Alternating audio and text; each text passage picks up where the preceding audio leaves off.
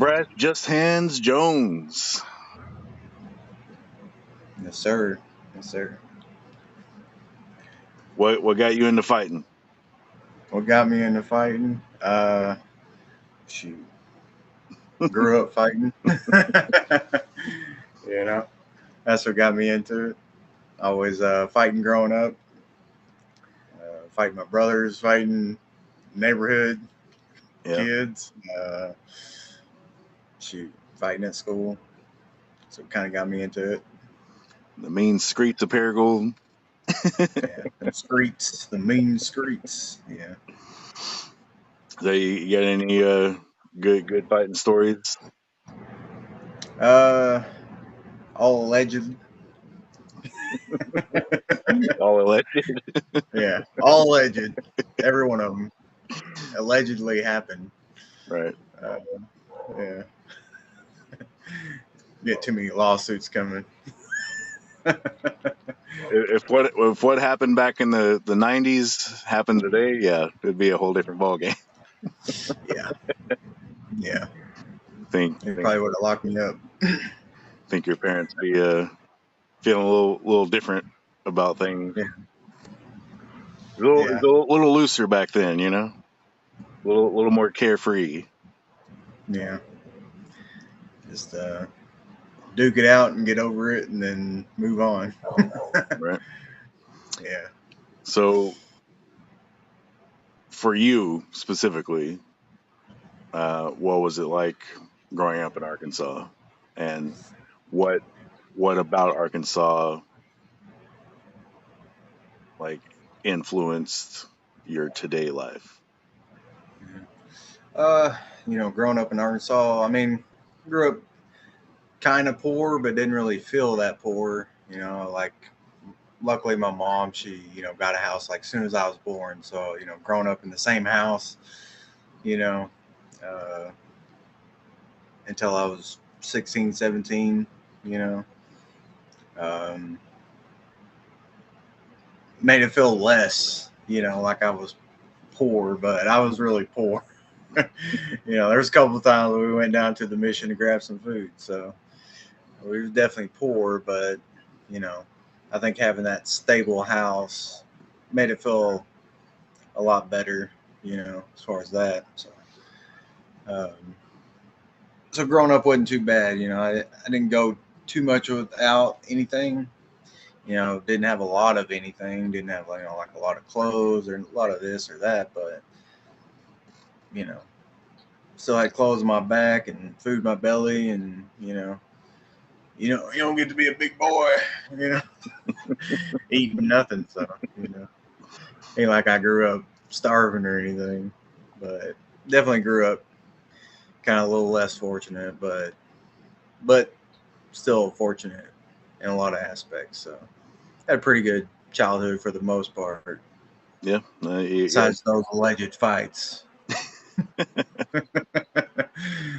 think that's probably the difference in our dynamic was, I was moving from 2 weeks old and never stopped. Yeah. And you had some stability. Yeah. It does influence who you become, and I think for you especially, having the foundation that was good. Yeah. And but then, yeah, you were getting in some alleged fights, Yeah. Bunch of little assholes running around, They needed to put in their place. Yeah. Well, a lot of mouth running. Yeah. Yeah. Well, If only Powerslap was a thing then, Yeah. If only. Kids Powerslap, Yeah. All right. Yeah. So,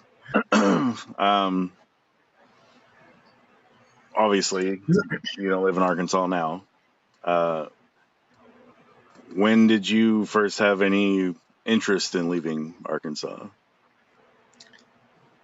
I think pretty young, maybe like 11, 12, probably. I wanted to kind of go and see, like live somewhere else or be somewhere else, or, just go travel in general. But obviously, some of that has to do with you because you lived in California and you'd come and visit me and stuff. So it was kind of like, you tell me all about California, and I'm like, I want to go there. Like I want to go check that place out. Yeah. So it was always kind of like in my mind to move, and then I always just had in my mind I wanted to move, like go somewhere, try to do something with my life, and I knew living in Paragould just wasn't ever going to happen, like that being there. I mean, it's not a bad little town. It really isn't, but there's just not a lot of opportunity if you want to do anything other than, work in a factory, work at Walmart, like Yeah. little stuff like that. I mean, there's some opportunity if you, maybe had a family or had some money or whatever, maybe you could start a little business, It's probably a great place to start a little business, but uh, when you're poor and you're trying to find something that you can change your life with, you're just not going to find it there. No. It's not going to happen. I mean, you weren't going to change your life working at Anchor? No. No.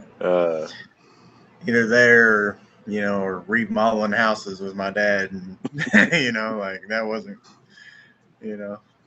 gonna change anything. Yeah. Yeah. No, we both know what our dads did. Your dad doing the house remodeling, my dad doing cars. Like that just wasn't in the cards for us. It's not. That wasn't definitely wasn't our dream. No. And not that it was theirs either, but it's like they were good at it, and so that's just what they did, and that was Yeah. it. And they didn't venture too far outside of that, and we knew early on, and not just like as an adult. It was like 10, 11, 12. We were like, yeah, we don't want to do that, Yeah. and not that we ever knew what it is that we were going to do, but we just knew it was going to be something. Yeah. Yeah. And here we are doing things. So you mentioned a little bit ago that you were a big boy. So Yeah. Before coming to Vegas, you did a little weight loss journey. Yeah. And what was your starting weight and what was your end weight? Well, I think when I decided I was gonna do something about it, I was probably walking around probably pretty close to like 320, somewhere around there, like 310, 320. And then I was like, I really got to do something. So then I did initial just with a little bit of diet, got down to like 280. And then I was like, all right, I really need to start working out to actually like really put a serious dent in the weight. And so then basically I started working out at least 4 to 5 days a week, putting in like 2 hours in the gym. Got within, we'll say like 11, 12 months, went from 280 to 186. So that's a lot of weight to get down in that amount of months. But, it was just eating basically the same meals every day for the most part, and eating multiple times a day, but like small meals, like that's the only way it was going to work, so just got down really quickly, probably too quick. You know, if I could go back and do it, I'd probably, you know, maybe half of that time worried about actually losing weight, and the other half just like building up like muscle. That's probably what I should have done. But Yeah. you know, Well, I mean, at the time, you were focused on just dropping the weight, yeah, and obviously it worked. I mean, yeah, you were like a whole new person.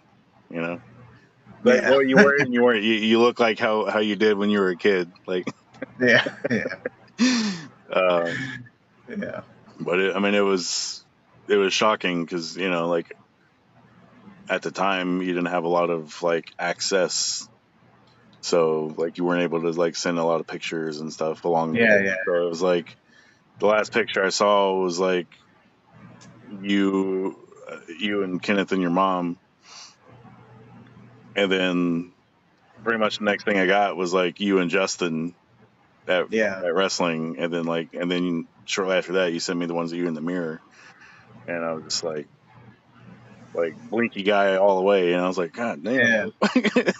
yeah, yeah, and, and then shortly after that, we got you to Vegas. yeah. So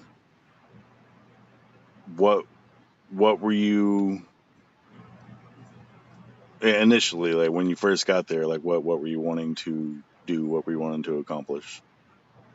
Yeah, I mean, with losing weight and everything, like my goal was to like come to Vegas, like figure out my life in general, but just get myself stable. And then I did really want to start training in MMA and stuff. Um, that was always in my mind that I was going to come out here and do that. Um, I was like either that or, you know, I also have some interest to do like pro wrestling and stuff, which we could probably talk about. But yeah, just wanted to do that, you know, like get myself in really good shape, which I kind of wish when I first moved out here, I would have started doing MMA. You know, it took me a little while to kind of get myself settled in, you know, um, but yeah, I mean, you know, when I came out, like, I mean, I was in pretty good shape. Like, I got myself in pretty good shape, you know, so, um, but yeah, you know, I wanted to do that, but, you know, getting out here, you know, from going from not really having much of a life to having a life, it kind of, you know, not that I was out there like partying and drinking and having a good time like that, you know, like Yeah, you were there. So, yeah, but, you know, I was just enjoying kind of like just having a life. And then, you know, also just work, you know, just trying to make sure work was, you know, on point and my job was safe, which, you know, it's kind of rocky, you know, with doing security with that company when I got here. I'm not going to name them; they don't need to be named. no, Um, but yeah, you know, trying to do that, you know, which took a while. I think it was like what, good 2.5 years or something. let's see. Yeah, you were because I got you on board pretty quickly. That was in 2014, and then you stayed until a few months after I had left, and then the company like imploded. So I mean, you were pretty much there with them for till the end. So about 2 years, and then uh, I and know. I feel like I was working that job for like a year and a half, and then switched over doing like the we went into the marijuana dispensary stuff. company. Yeah, Yeah, the marijuana company security stuff. Yeah, and then did that for like a year, and then you guys moved. mm, Uh, yeah, so like once you and Christina moved, then and I got my own apartment. That's when I like was like, well, screw it. I don't have anybody to hang out with. You know, really. I was like, let's go try out MMA, you know, let's go do it, you know. And like you said, when you got there, you know, you got an adjustment to make, um, going from what you knew back there to, you had been in Vegas before. We do have to mention that, Yeah, you know, like you did live in Vegas for less than a year prior. Um, Totally different situation, you know, totally different circumstances. yeah, It wasn't for either of us. It was just not really a good time. yeah. I was 19. I was young. Yeah. You know, The I didn't recession know. hit. Yeah, like you got to Vegas and the recession hit, and it was Yeah, just like fucked us both. yeah. That it um, did. but when you came the second time, you know, you had to adjust, and mentally, you know, it was a whole new thing, and especially going into something like MMA or pro wrestling or music or entertainment or anything like that. You know, it's a different mindset. You know, it's not Yeah, just going and clocking in and doing your work and then go home. You know, it's different, yeah, and it's something that you have to be passionate about, and you have to know your worth. You know, you have to know that you can do it, yeah, and I think even though that was your intention coming to Vegas, I think you needed that little bit of stability first, the adjustment, and then the mental aspect of like, yeah. okay, now I'm ready to do it, and you get that little kick in the ass, and you started training. So tell us about the training. Uh, yeah. The training, you know, walking in there, which for everyone that walks into an MMA gym, you'd be lying if you're not like a little kind of nervous. You're like, you know, like, you know, because everyone has a thought in their mind like they're, you know, tough. Well, you walk in a place like that, you're going to find out if you're tough Yeah, or not. So, even though everyone's really cool, you know, not anyone's like trying to beat you up, you know, but, you know, um, but yeah, you know, walking in there and then I think I walked in. I think my first class was a boxing class, and there at Extreme Couture, they give you like a 3 day like trial period, so you don't have to sign anything or do anything. Um, and I did one boxing class, which was basically like us kind of like throwing a few punches, and then we basically just sparred for the rest of the class. yeah, So, um, but just doing that was like I just walked right back out there and was like, "Here's my card.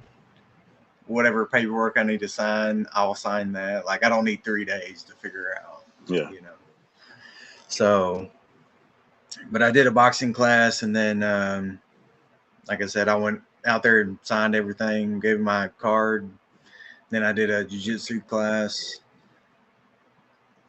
Felt even better about my decision, you know, walking in there and starting that, you know, whole journey of training, which obviously, you know, walk in there, like I went in there with the mindset of like, I do want to try to compete at some point, but I also walked in there with, let's see how well I do before I really start trying to like even pursue that or even think I should pursue it. Yeah. So it was kind of one of those things like, I'll just give it some time. So, you know, um, basically just doing boxing, kickboxing, and jiu-jitsu for a while, like 3 or 4 months. And then I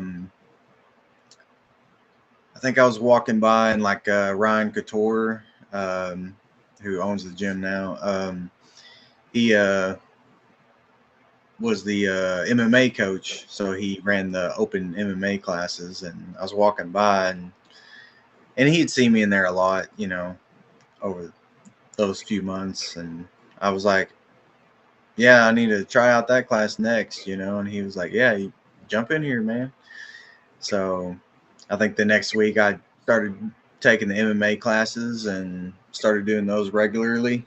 Uh, you know, I'd start my week on a Monday and do, you know, like kickboxing, jiu-jitsu, gi and no gi. So do like 3 hours worth of training.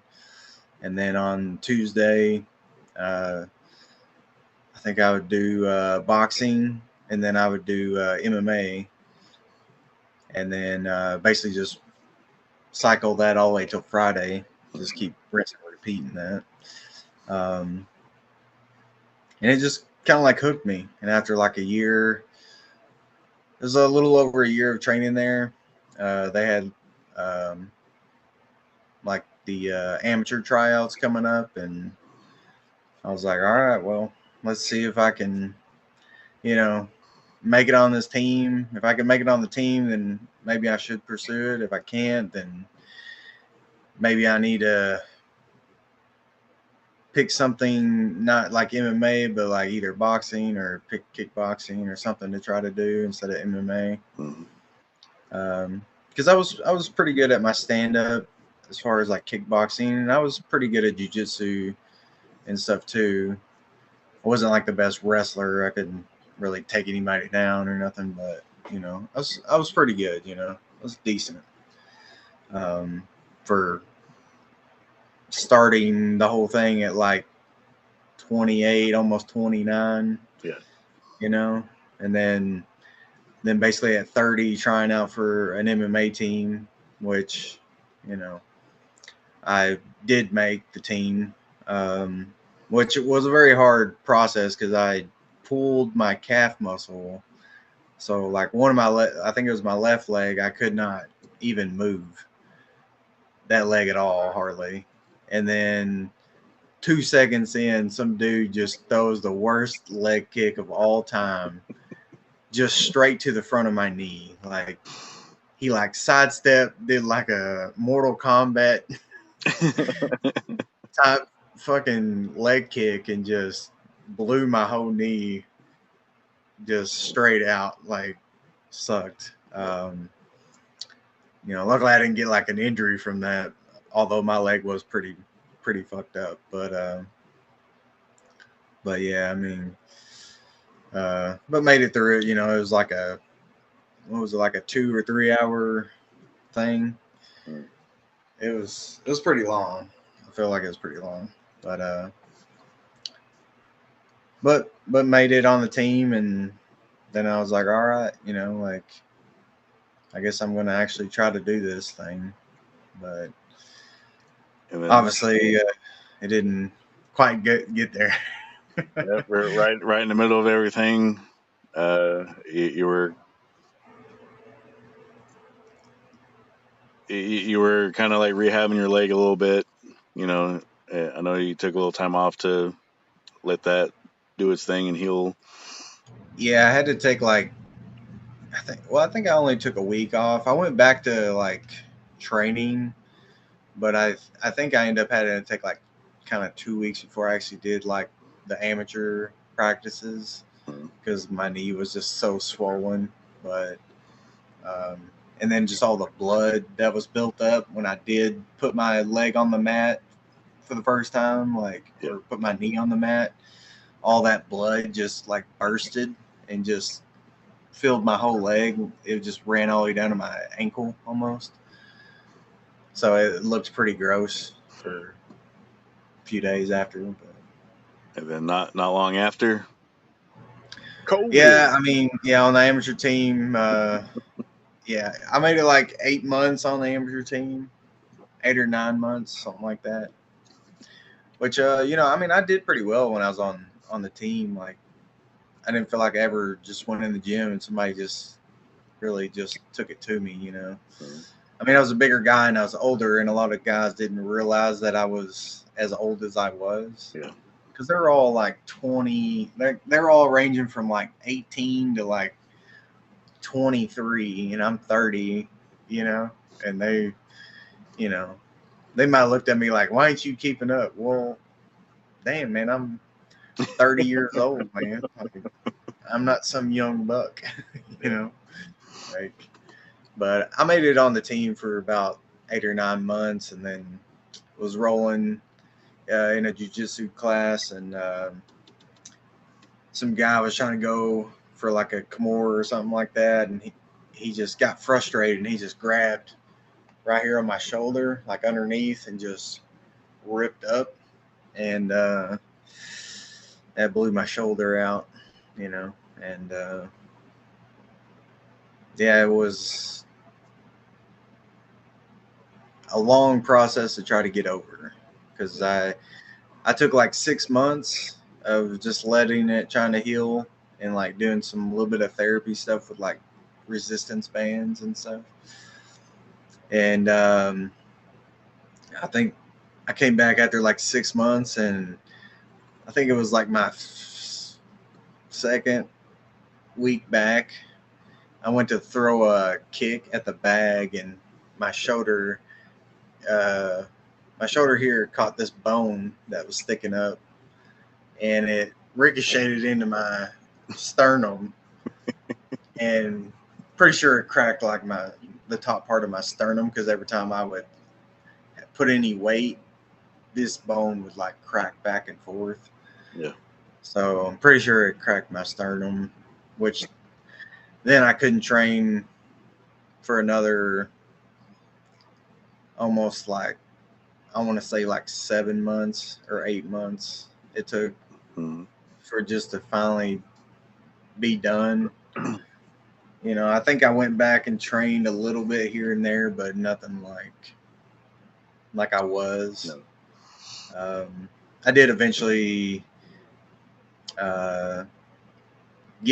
go back and get back on the team and train a little bit, and then like COVID stuff happened, and that threw me back off the team because the gym was closed, and then when they did come back, they had to hike their price because they couldn't have as many people in the gym. Yeah. So it was just like one thing after another of a waiting game. And then we were like a year past, almost, it was like a year and a half or something. And I went back and started training again. And basically, in the midst of me trying to do that, I tore my like knee or whatever.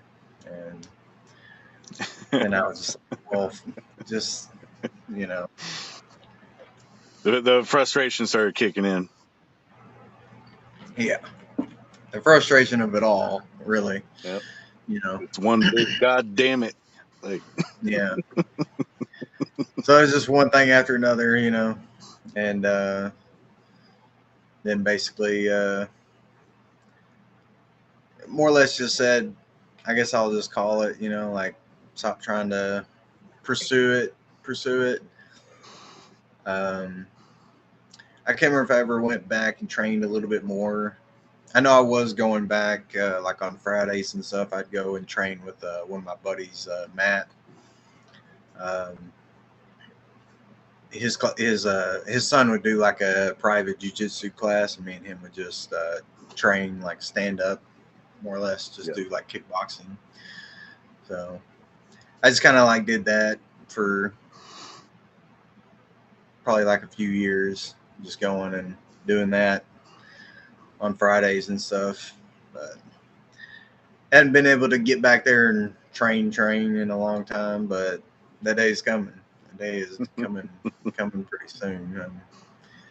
I'm almost at that point, you know, which it's one of those things. It's like a love-hate, you know. I love it, but damn, I hate it because I always end up getting fucking hurt. But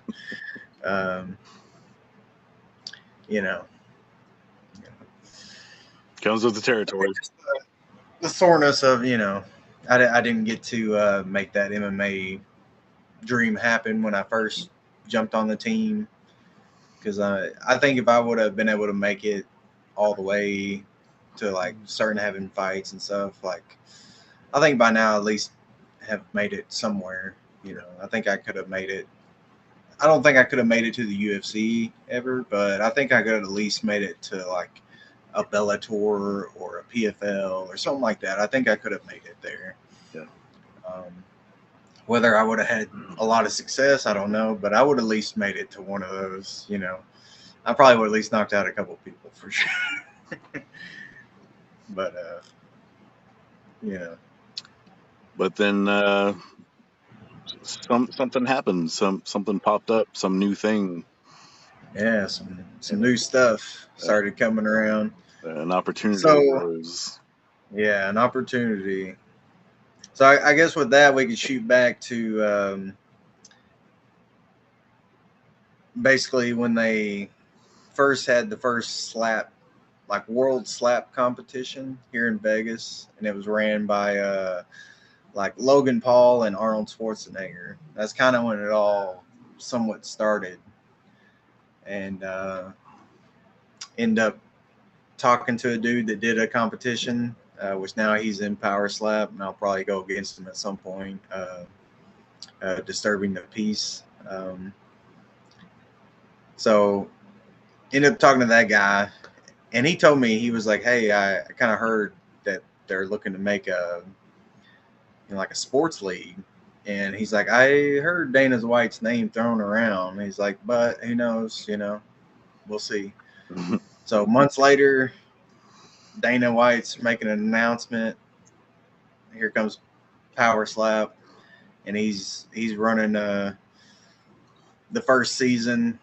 Actually, I think at first it was like they were just trying to find some people, and then they eventually had the first season. But yeah, I heard some of that he was trying to find guys for that, and I was working out quite a bit, so I was like, hey, you know, I made a video. I had you help me with it, and then sent it in. Didn't hear nothing from it, and I was like, well, fuck, you know. And at that point in my life, I needed an opportunity like that then, really, and but it didn't happen. And not that I forgot about it, but I just kind of was like, well, it's just another one of those things, you know. It's like winning the lottery, you know. You know, how many times you want to try to scratch it off, you know. So the second season came and went. Well, the first season came and went, then the second season came and went, and then I knew, based off of just kind of scheduling, and not that I know a lot about TV, but you know, we have a cousin that works in a little bit of TV stuff, so like we kind of know a little bit, you know, and we're not dumb, so I was like, it's got to be coming up that they're looking for casting of this thing. Mm-hmm. So I think I was at work, and I was just a little bit annoyed at work, so I was like, I'm gonna take a super long 15. Went out to my car and just started on this application for this Powerslap. Sent it in, and then they send you an email after you fill it out. You know, thank you for filling out this. You know, I can't remember what all it really said, but I was like, all right, well, at least someone emailed me back. You know, at least somebody's seen it. That's all I care about, as long as someone's seen it. And a few months had gone by, and I'm like, all right, I know that the season is coming. So the casting and getting all that together is coming. Like, it has to be coming. So I was like, screw it. And I emailed it, that email that sent me that email about thank you for applying. I just sent one back. And it took me like 3 weeks to finish this email. Like, not because I was like, I don't want to just talk a bunch of shit, but I also want to be like, I'm very serious about this. So sent a very passionate and just upfront email about, you know, don't know if y'all looking at me for the casting of Powerslap season 3, but I don't care if you're looking at me for that, or I live right down the road from the Apex. You can call me up, give me an hour notice or less, and I would be there. And I would take on anybody. I don't care, Send in that email, heard something back within probably like good 10 minutes or less.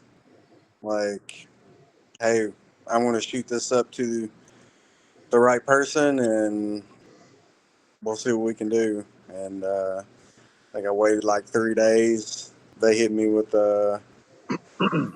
setting up like a Zoom meeting to talk to me and stuff. Yeah. And so that I think I had to wait like a good week or so for that. But sit down with Erica, who's like she's basically like the talent coordinator person, and then I can't remember if it was a dude named Frank, but he's one of the matchmakers, and so just sit down with them, try to give them a little bit of my story, a little bit of my history, stuff like that. Of course, ask the biggest questions. Can you take a slap? Can you take a hit?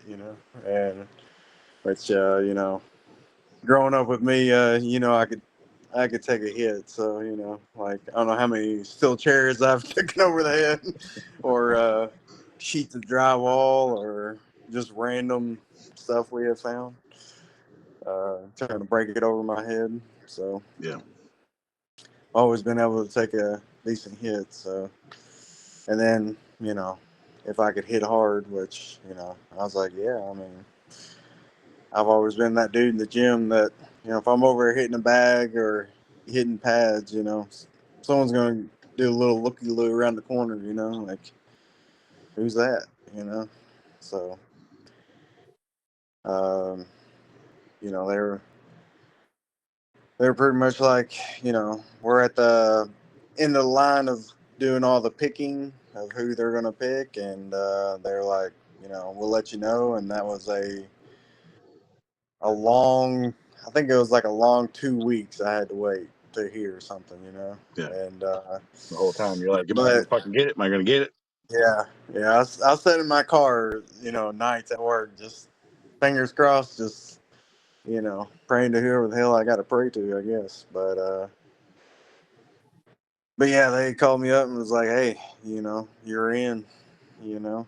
So it was a huge wait, and then it was like, "All right, now guys, get through all these medicals and everything else." And uh, they were pretty stringent on the medical tests, more than some people would maybe think. But they treat us just like they do like UFC guys and any other organization. They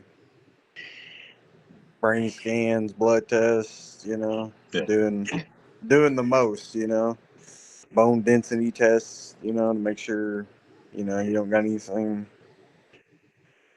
wrong going Yeah. on, You got so some weak bones. Someone slaps you one time and everything in your face just yeah, fucking crumbles, crashes in. Yeah. yeah, so past all that stuff, and then basically it was, um, well, luckily because I lived here, a lot of the other guys had to stay in a hotel for about 6 days. Yeah. I only had to be in a hotel for kind of like 3 days, I would say. I didn't have to like spend the night 3 nights, but I was there for 3 days. And then it was pretty much, from the hotel to the Apex. Um, and then sit around waiting on Dana White to get there. And, they had everything all set up and ready to go. And, you know, uh, What was it like when he walked in? Well, we walked in on him. He was standing like on set. Like the first time we got to see him was, cameras rolling. Like they did a little test run just so we knew where we were going, and then it was pretty much, hey, the next time you walk in here, you got Dana White standing here, so we're not filming this again. Don't trip. Don't Do not fuck up. don't fuck up. Go stand where you were standing, and let's get it. Like, and yeah. So, But how did you feel walking into him and seeing him there? well, I mean, it felt surreal. It felt, like, I'm standing there. He's standing up on stage. You got the big slap sign above him. He's telling you all the shit you'd like to hear. So that you made it, that you're here, and this is your opportunity. And you better fucking grab this shit. Dana White is talking to you. Yeah. You. Yeah. And so, yeah, it was pretty crazy. It was. Some I always wanted to have happen, like with MMA and all that stuff. But hey, it's better than nothing. So for sure. But it was definitely crazy. It made you kind of, from before you're just sitting in a hotel. You're doing all this, and it's not in your face just yet. So when it got in your face, it got awful real, awful quick. Like. And it, and then they started doing the matchups right away. As soon as he got done kind of giving his talk, he literally was, I'm start the match making right now. Like, just start throwing out names. Like if I say your name, stand up, walk up, face off, and your coach is going to hand you your shirt. Whichever coach calls your name. So it was kind of. It was a very quick ordeal, but when it was over, it was like, man, shit, did that just happen? Like kind of shit, But yeah, it was crazy. It was a hell of an experience. Right. So, what are you able to talk about with season 3 and your experience and all of that? Well, I guess the real question is, when does this come out? Or I could maybe say a lot, or maybe I say a little. I'll put it up tomorrow morning. It'll all of this will be up tomorrow morning. In that case, I can talk about quite a bit of it. So, obviously, they split us up. The ones that are going in the house and the ones that are not. Obviously, the guys that got picked for the house is a different situation. You're going in, you got cameras in your face. It's a little bit different situation. The other guys got to go back to the hotel. They got to go train every day, because every day we all had like training schedules. Yeah. So, like mine, it was from like 11. I think it was like 11 to like 12, or actually no, it was like 11 to about 1, something like that. It's hard because there's no TV, there's no clocks, you don't have your phone. They every clock that you do see is wrong on the wall. So they kind of like mess with you. I feel like they try not to let you know what day it is and what time it is. But yeah, it was around that time. So we'd have the morning practice. The other ones would come in right after us, and then the ones at the hotel would come in after that, I believe. And then go in, train, learn how to slap, learn how to do bunch of different things. My coach was Robert Trujillo on the show. Now, obviously, he's got to split his time and stuff like that. So, but when he would come over and kind of like work with me, I'd get some good work in, some good knowledge that he'd kind of like throw on me, like, hey, you could do this or that, or he gave more like defense, I feel like, instead of like the slapping. Like he more kind of like try to let you know how to take a slap. Yeah. Yeah. I mean, Because doing the like slap is the easy part. It's taking it, like how yeah, really the taking it part is the hardest part. But there is a trick to it, the trick is don't just be so relaxed and so, you got to tense up a little bit, but you can't be overly tensed. Some guys like try to breathe out, and it's like, well, if you breathe all your oxygen out and you get cracked, like you're going to sleep. Yeah. And there's no, to me, I just found the best method is, neck and spine need to be perfectly aligned, and then just, take that breath in before. yeah, like as soon as you see their hand go down on the last count, whatever count there is that they have, as soon as their hand goes down, you need to just take that little bit of breath, and you need to you really need to close your eyes. Some guys like keep their eyes open, but if someone comes across you, or like comes straight in, Yeah, not a good idea. It's not a good idea to have your eyes open, And the thing is, like, if you do have your eyes open and you do happen to see it, well, the only thing that's going to happen is you're going to flinch, which means you get to get hit again. So there's not really you might as well just kind of close your eyes, but, have your traps, as tied up as you can get them, and kind of be a little loosey on your hips, not your legs. Be very planted in your legs, but be kind of loose on your hips. That way, when you get hit, you can kind of like absorb it a little bit, instead of just getting just completely, really bracing in, like if you brace in, like you're going to eat every bit of power they just put into that shit. Yeah. To me, you're kind of dumb if you do that. I get guys do that, like, yeah, somebody that's not hitting that hard, yeah, sure, brace in, because you're most likely going to hurt their hand more than they hurt you. But if you got someone that's hitting hard, do not, don't brace like that, because you're gonna get creamed pretty damn hard. But yeah, I mean, so yeah, he kind of did more of that. I kind of worked more with one of the dudes on the show, Pono. Big Hawaiian dude in the same weight class as me. Yeah.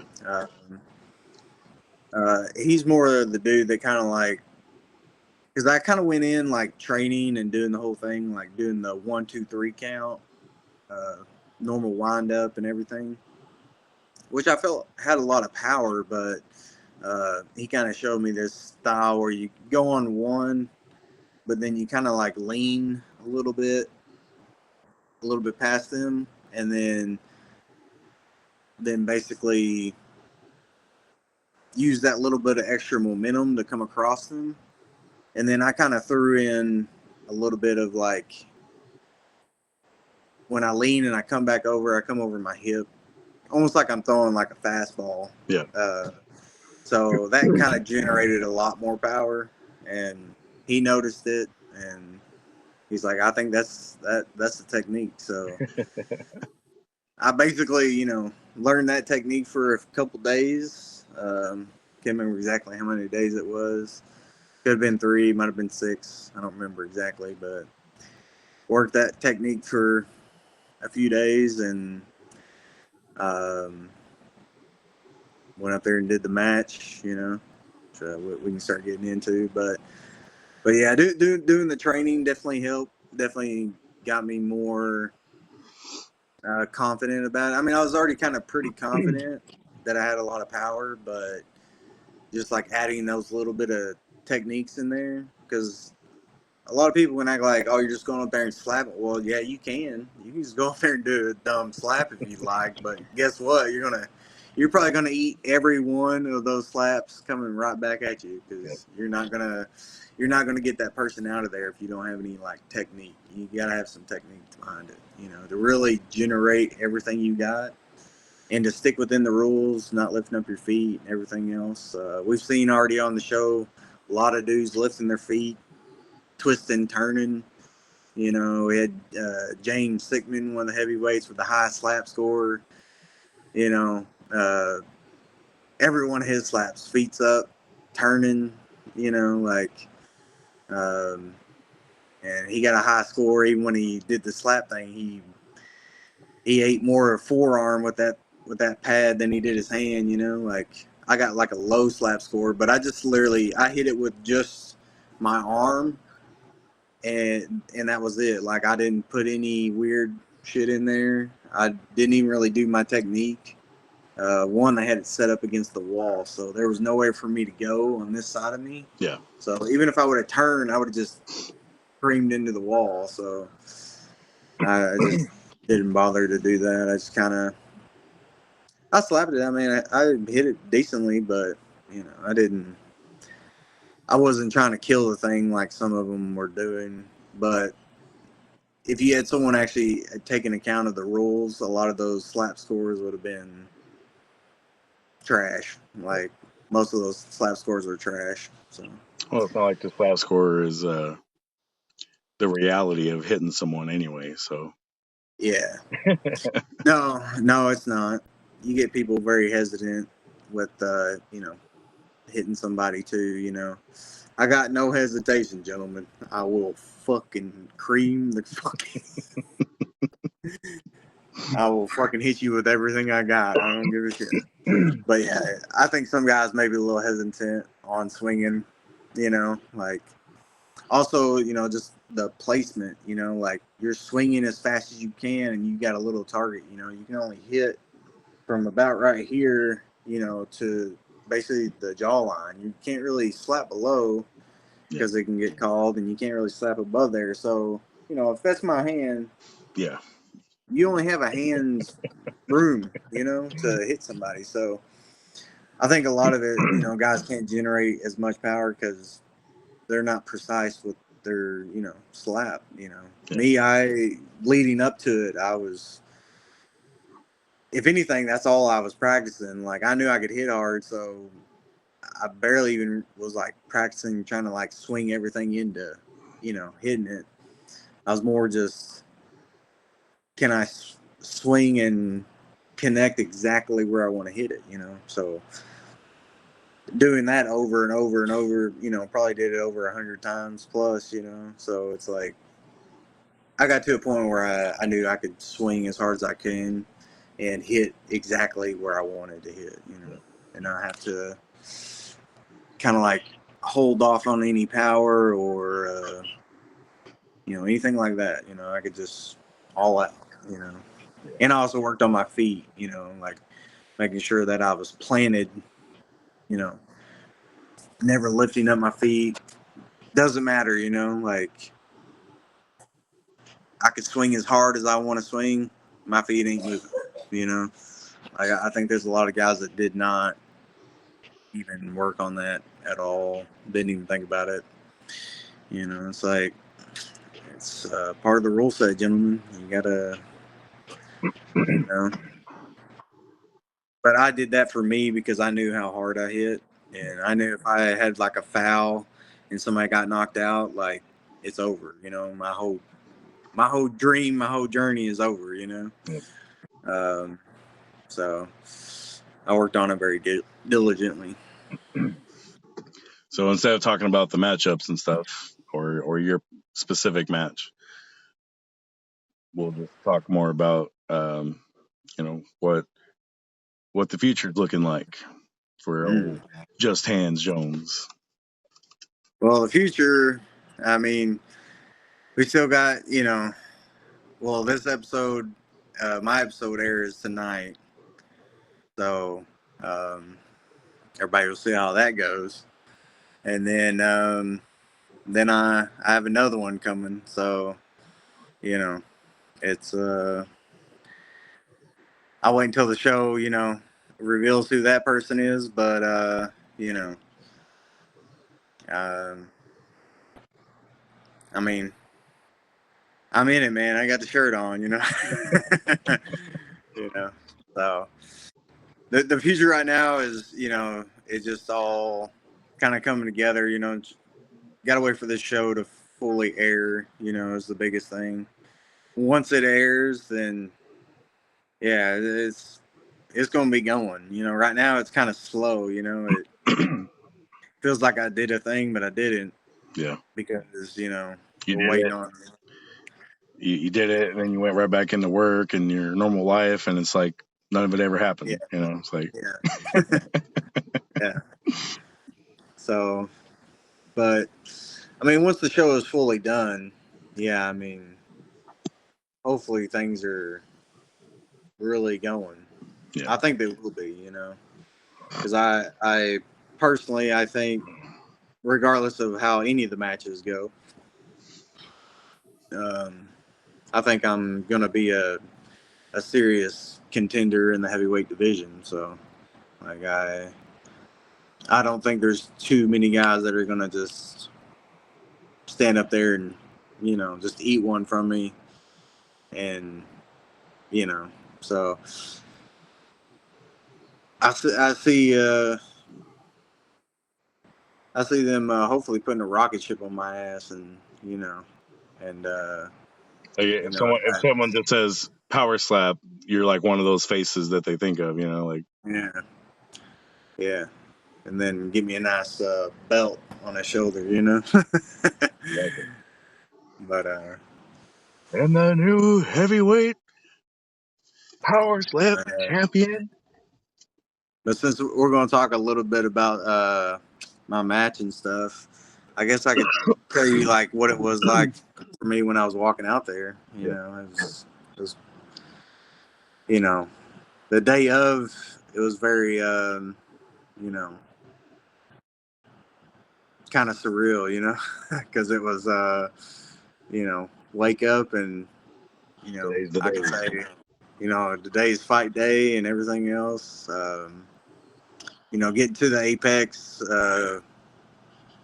They gave us like a timeline, but it got kind of pushed back a couple times, just waiting on everybody to get there that needed to be there. Yeah. And then, so it kind of got pushed back maybe like 40 minutes or 45 minutes. But luckily, like our coach, he's very good. And we had a couple guys in the locker room too with like a fight experience. And they were like, don't get yourself too amped up, because you're going to get super amped and then you're going to have to go make this walk and you're going to be just drained, So I think I laid in the back, chilled that for a while, and then got a couple little practice swings in, a couple different times in there just to see how I was feeling. And then, thinking about different stuff, like there's a lot starts running through your mind, because you're about to either go out there, make it happen, or you're about to go out there and not make it happen at all, and you're about to get your ass sent home, and the journey's over, and but thinking about all different things, thinking about my girlfriend, obviously, like thinking about how everything's going back home, thinking about well, like, man, I can't wait for him to see this shit. It's gonna be wild. Thinking about my brothers and shit, same thing, like, damn, like they're gonna see this shit, and the same thing with my mom and stuff like that. And then obviously my dad, he passed away a few years ago, so which for that I actually took his necklace with me. You'll see it when I make the walk. Hopefully they didn't do any weird cameras so you can't ever see it, but yeah, who knows. Regardless, should be at least he was there with you. Yeah, he was there with me. Should be able to see at least when they raised my hand, because I had the coach take it from me when I went up, and he gave it back to me as soon as it was over. So, but it did kind of suck because his necklace broke in the hotel, like because we had to go through all our luggage, and I went to take everything out, and it broke. I was like, motherfucker, you know, like it pissed me off, but I was like, just save it, you know, just save all those feelings for later. And I put the necklace back together and everything, and then you know, basically just instead of wearing it, which I couldn't have wore it anyways because we had mics on, but I just had it wrapped around my hand, made the walk with it, and you know, it kind of gave me a little extra kind of fire, you know. I was like, that Miller. yeah, I was like, you know, that good old Miller Temtum, you know, that good old, you know. So I yeah, I made that walk with all those feelings and all that, you know, built up. And you know, one of the last things my dad ever said to me, you know, because I told him I was going to try to go back and do MMA and stuff, or I can't remember if I mentioned the slap stuff to him because I don't think it was quite out yet. Yeah, the Powerslap stuff. It might have been something that was out in the world, and I might have talked to him about it. I really don't remember, but I definitely was talking to him about MMA. But you know, he told me, he's like, well, whatever you do, you know, just go out there and give him hell. So I was like, I'm gonna take that with me. So I made that walk like, boy, I'm gonna give you fucking hell, all right. Like I didn't make that walk saying anything. You could just see it all in my eyes, you know, like what was about to go down. The walk itself, though, I was not nervous for the walk at all. Like the second they told me it was my turn and they opened the door and was like, "You're walking," it was like I did the walk 1,000 times. Yeah. Like I didn't think anything of it. Wasn't even, you know. You got like a decent walk down a hallway. You know, you're walking down a hallway. You got to make a little turn. Then you got the doors right there, and they're like, as soon as you bust through those doors, you got the stage right there. So I was like, sounds good. You know, walk through those doors. As soon as I see my opponent, you know, up there, which we had a little bit of beef in the house and shit. And, Yeah. a little bit of shit talking. You know, I fired him up. He got me fired up with it. You know, he was standing up there, you know, talking shit. You know, I can't remember exactly what he was saying. You have to walk. You have like earbuds in when you're walking and stuff. But I could just hear his voice, you know. So I was like, I know he's saying something. And then his coach, Austin Turpin, saying all kinds of shit. I'm sure he was down there calling me an inbred Arkansas piece of trash, Right. this, that, you know, whatever else. But I didn't pay him too much of mine until afterwards, you know. I wanted him to see me, you know, because, you know, he's a light heavyweight guy, but he hasn't made weight in 2 fights now. And, you know, I think at some point I'm going to have to be his proper motivation to get him back down to 205 because if he wants to stay at heavyweight, I'll make him change his mind on that shit real quick. I'll show him what a Arkansas inbred son of a bitch will do to. Yeah. I'm not inbred, by the way. but yeah, just yeah.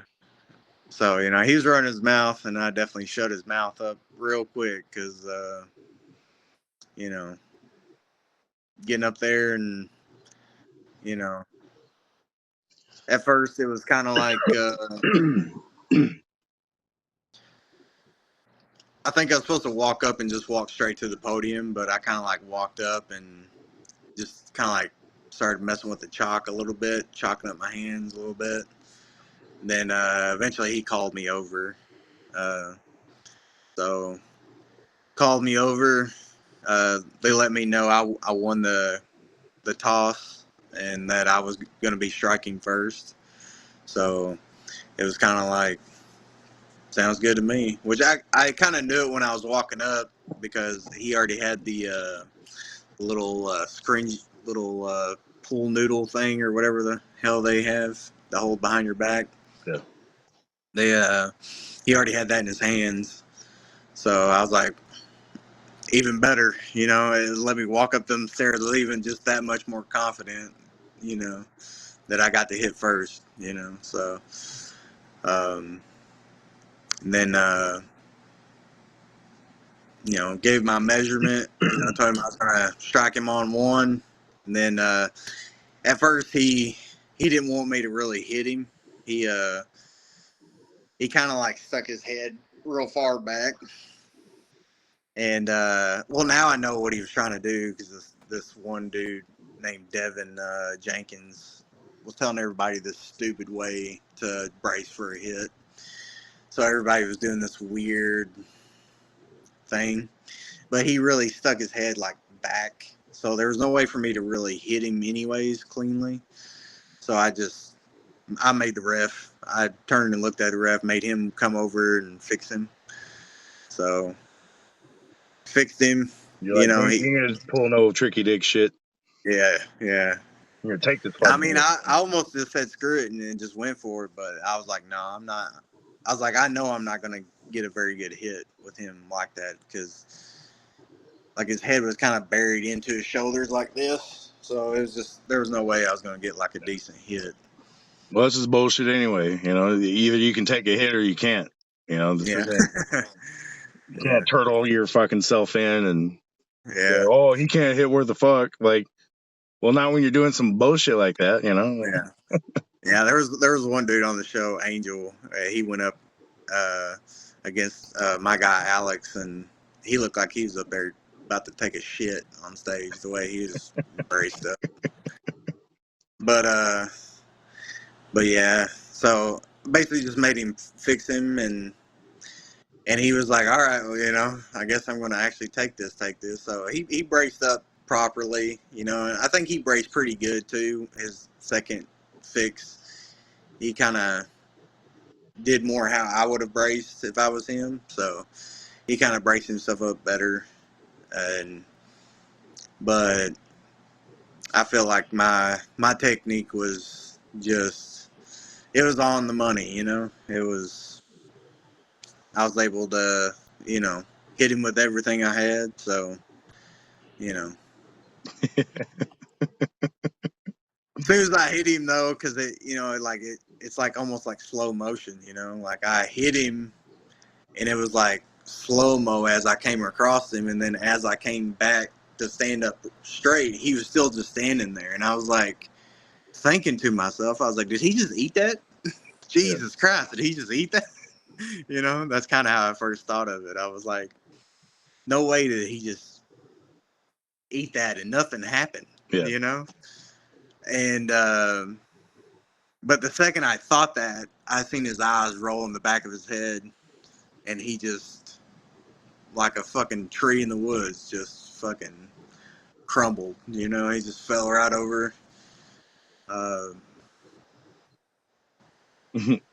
he kind of fell over, you know, he was definitely laying up staring at them lights, you know, like trying to figure it out. But, you know, I definitely give it to him. You know, he got up at like, I think like the 8 or 9 count, something like that. He stood up, but he still was not there, you know, enough to continue.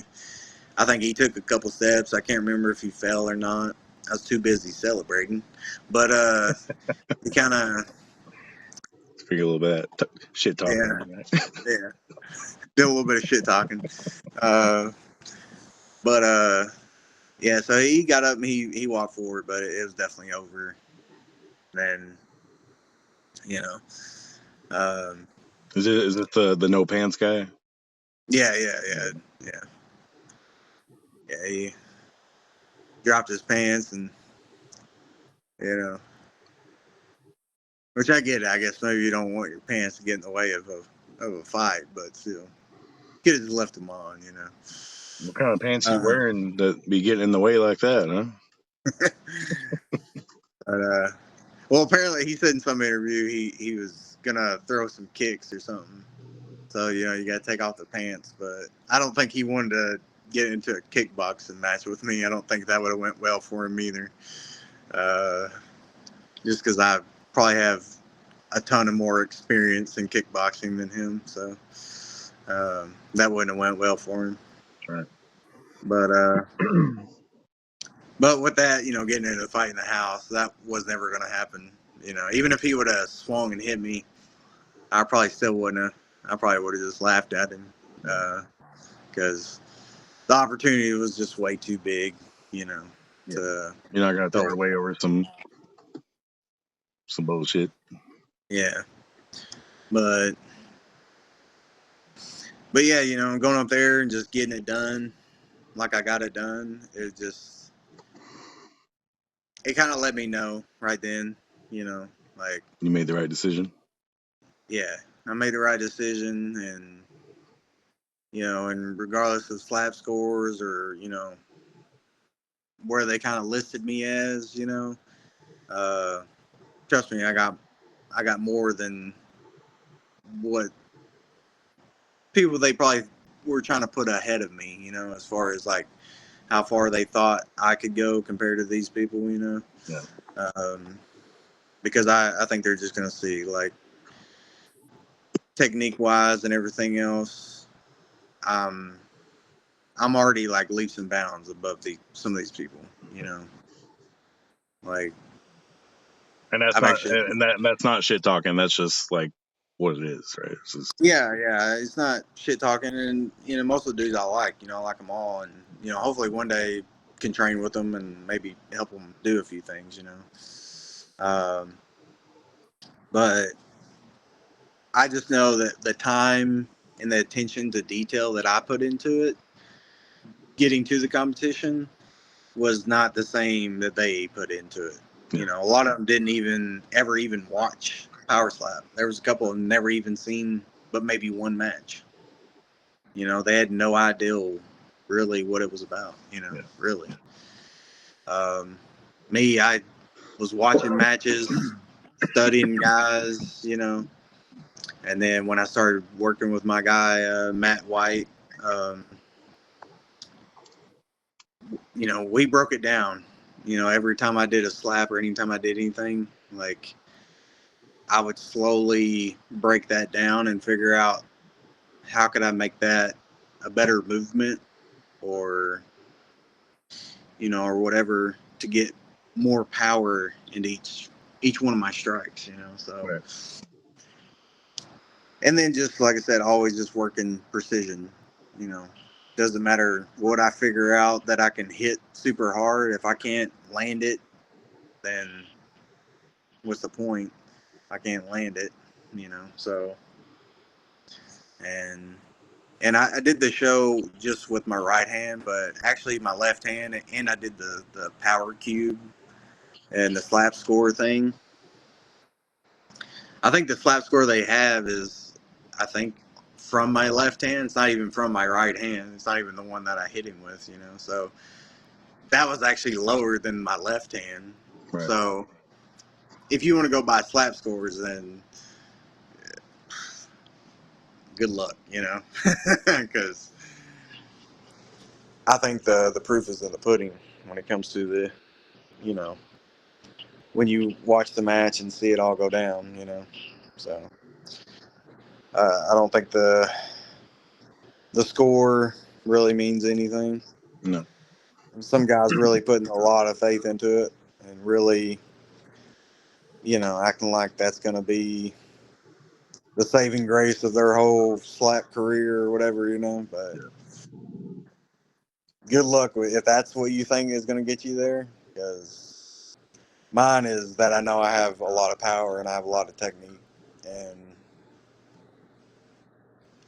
I could rip it over and over and over. Like, you're not going to get a different slap from me from round 1 to round 3 or round 5. It's going to be the same motion and the same power coming off of that, you know. Like, you're not going to get anything different. Right. So what can people who have been watching Powerslap for a while and people who haven't watched Powerslap yet, fans to be, and then also people who might become a fan of you. You know, what do you say to them? Well,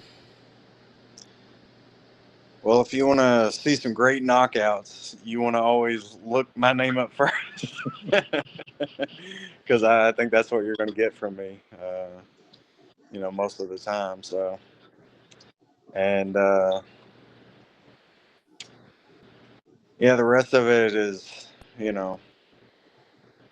as this all unfolds, I just want to really be able to go up there and just show exactly, it's not even like a talking about sort of thing. It's just like, I hope I get as many opportunities as that I want to go up there and just show exactly what I can do in the sport, and and try to grow the sport, try to make it bigger and better, and try to get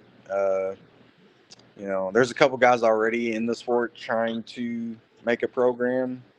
Me and Pono talked a lot about starting like a slap program. Yeah. Try to get guys to like learn how to actually do this, because a lot of people just think you just stand up there and slapping somebody. Yeah, that's what it looks like. That's exactly what it looks like until you meet someone like me, That's what it looks like. Um, but no, there's a lot of kind of technique to really get your technique and your power to match in that swing, when you go to swing. So, and so I think as this gets bigger and as this rolls further, I think hopefully you see a lot of good things from me. I definitely want to do a lot of different things, not only in the sport, but try to do some things outside of the sport. So, we'll see how all that goes. Right. Hopefully, I thought about doing some fighting, but I've also thought about, doing a little bit of pro wrestling. It's kind of like childhood dream of mine, I guess. So I might do a little bit of everything, but slap will be my priority. That's what's going to be allowing me to do a lot of these things. So I definitely want to fully invest myself into that, as much as I can. So Yeah. but it's not like you got to train, hours and hours slapping. You can only slap something so many times. So, but it's more just getting in shape and being in the best shape that you can be in, and that right there is actually what's going to help you the most, I think. So. Well, I think that'll about do her. About doing that. So, for the people that have been following season 3 or have been following Powerslap from the beginning, like Brice said, there's a couple more episodes left. One being tonight, which I think it's already aired where I am, and on the East Coast and all that. But if you're on the West Coast, it probably hasn't aired yet. And just keep watching, and if you don't like watching the show and you just like watching the highlights, then just follow Powerslap and Just put JustHands in the comments if you're a fan of me. Oh yeah, there is one last thing though before we go. Your music. Your music. Yeah, so I got a walkout song that's coming out. You can see it on my Instagram right now. You can see a little clip of it. The guy, he put it out earlier this morning, so I don't think you can go and like download it just yet because I tried to look, but it will be coming out here very, very shortly. Yeah. It'll be out, so look for it. It should be pretty soon. It'll be up on my Instagram, so it'll just be playing in the background if you click on the music icon thing. But yeah, it'll be dropping pretty soon, and The song itself is a little bit of a tribute to my dad.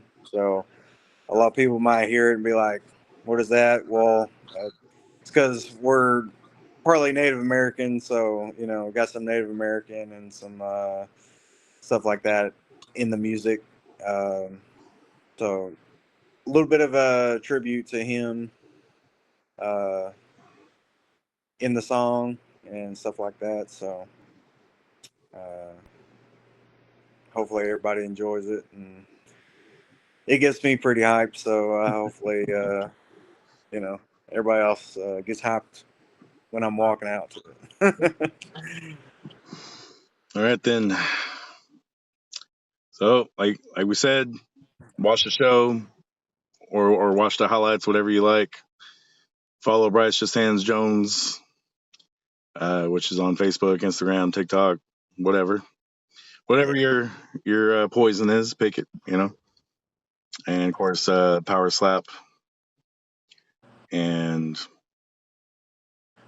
brother, I love you. I love you, brother. And you know, obviously, if anyone's got your back, I got your back. I support you. So, all right, we'll talk soon, and I'll have this up tomorrow. alrighty. Alrighty. Right there, boy. All right, yeah. There you go. See you, man. See you.